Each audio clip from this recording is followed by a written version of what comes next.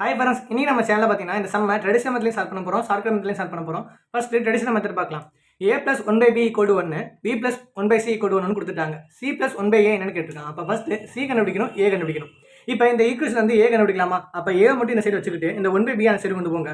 1 minus 1 by b ஆகுமா? இது இன்னும் கிராஸ் பண்ணால் a ஓட வெளியே என்ன வரும்?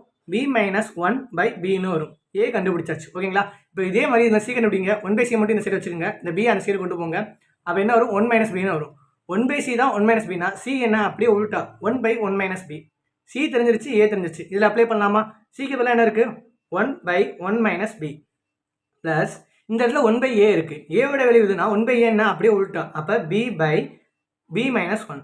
இப்போ இந்த ரெண்டு பகுதியுமே ஈக்குவலாக இருந்தால் தான் இதை நம்மளால ஆட் பண்ண முடியும். அதான ரூல்.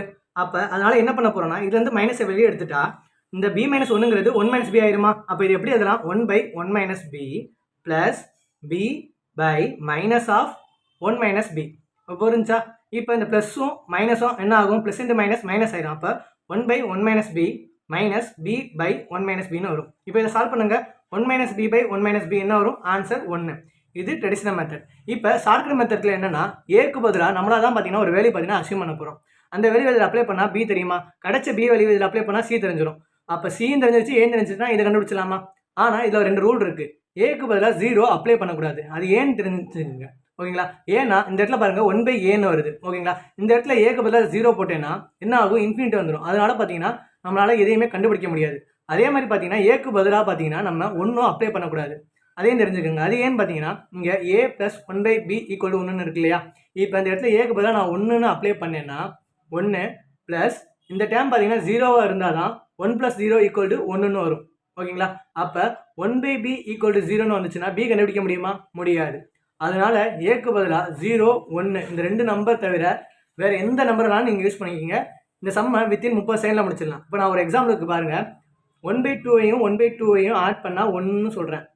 ஓகேங்களா? இப்போ இந்த ஈக்குவேஷன் நான் எழுத போகிறேன். a plus 1 by b equal to 1. இப்போ இந்த இடத்துல ஏக்கு பதிலாக 1 by 2ன்னு வந்திருக்கு.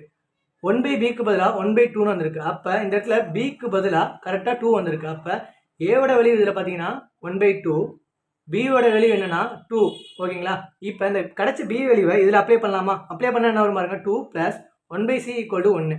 இந்த 2 அந்த சைடு போச்சுன்னா 1 by c equal to minus 1ன்னு வரும். அப்போ 1 by c minus 1னா c என்னது? அதுவும் minus 1 தான். ஓகேங்களா? c வேல்யூ தெரியும், a வேல்யூ தெரியும். இதில் அப்ளை பண்ணலாமா? cக்கு பதிலாக என்ன இருக்குது? -1 ப்ளஸ் இங்கே பாருங்க ஏவோட value 1 by 2னா 1 by a value என்ன வரும்? அப்படியே உள்டா. அப்போ 2 வருமா? அப்போ இங்கே 2 போட்டுறேன். இது ரெண்டுமே ஆட் பண்ணால் என்ன வரும்? 1. ஆன்சர் வந்துருச்சா? அவ்வளோதான் மக்களே. இந்த வீடியோ உங்களுக்கு பிடிச்சிருந்தா லைக் பண்ணுங்கள், ஷேர் பண்ணுங்கள். கண்டிப்பாக நம்ம சேனலை சப்ஸ்கிரைப் பண்ணுங்கள் மக்களே. தேங்க்யூ.